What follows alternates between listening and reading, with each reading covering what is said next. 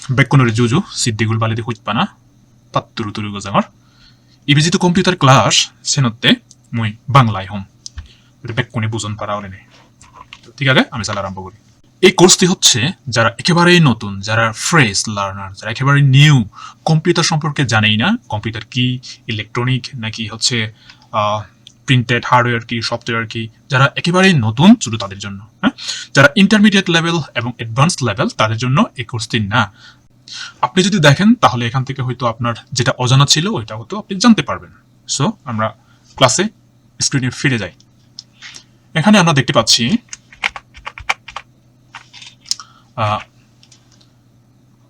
প্রথমত আমাদেরকে হচ্ছে কম্পিউটারকে সেটআপ করতে হবে তো আমরা কিভাবে কম্পিউটারকে সেটআপ করব বা সেটিং করব বা হচ্ছে ইনস্টল করব একটা কম্পিউটার একটা ডেস্কের উপরে কিভাবে আমরা সেটআপ করব সেই জিনিসটা ফার্স্ট আমাদেরকে হচ্ছে দেখতে হবে হ্যাঁ সেটা আগে দেখি প্রথমত আমাদেরকে এই যে পাওয়ার সাপ্লাই বিদ্যুতের যে পাওয়ার সাপ্লাই আছে তার সাথে আমাদের এই যে ইউপিএস এর সাথে কানেক্ট করতে হবে ফার্স্ট এটা আমাদের করতে হবে এই কানেক্টটা কমপ্লিট হওয়ার পর নিশ্চিত হওয়ার পর এখানে একটা সুইচ রয়েছে অন অফ বাটন 3 থেকে 5 সেকেন্ড চেপে ধরে রাখলে এটা অন হয়ে যাবে আউটপুট দেবে এটা একটা আউটপুট আছে এটা বিদ্যুৎ সরবরাহ করে আর হচ্ছে বিদ্যুৎ সাপ্লাই করে এটাকে বলে হচ্ছে আনইন্টারাপ্টিবল পাওয়ার সাপ্লাই তার মানে ইউপিএস এখান থেকে একটা পাওয়ার কেবল কানেক্ট হবে হচ্ছে মনিটরের এখানে আর আরেকটা পাওয়ার কেবল কানেক্ট হবে হচ্ছে পিসি এর এখানে যেটাকে আমরা এখানে সিপিইউ বলি সিপিইউ ফুল মিনিং হচ্ছে সেন্ট্রাল প্রসেসিং ইউনিট তাহলে এখান থেকে পাওয়ার কেবল কানেক্ট হচ্ছে কোথায় একটা হচ্ছে মনিটরে যাচ্ছে আর একটা হচ্ছে সিপিইউ তে যাচ্ছে হ্যাঁ তাহলে আমাদের পাওয়ার কমপ্লিট মানে আমাদের কানেকশন কমপ্লিট বিদ্যুৎ যোগাযোগ শেষ এখন আমরা এর পিছনে যে পোর্ট রয়েছে এর পিছনে যে আমাদের পোর্ট রয়েছে ইউএসবি পোর্ট রয়েছে ভিজিএ পোর্ট রয়েছে এইচডিএমআই পোর্ট রয়েছে এই পোর্টগুলোর সাথে আমাদের এই যে মাউস আর কিবোর্ড আর এদিকে হচ্ছে অডিও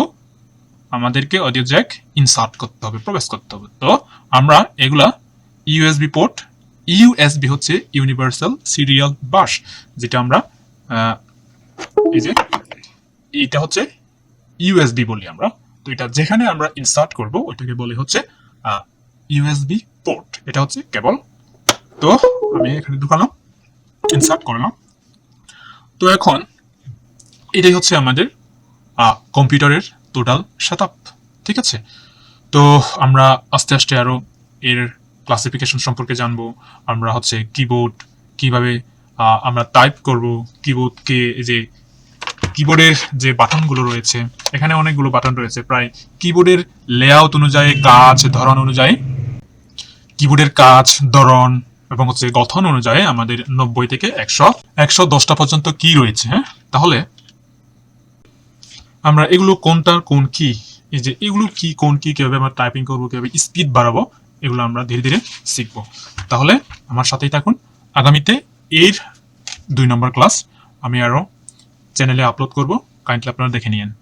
ঠিক আছে আজকের ক্লাস এতটুকু পর্যন্ত সবাই ভালো থাকবেন সবাই কম্পিউটার শিখবেন ঠিক আছে বাই বাই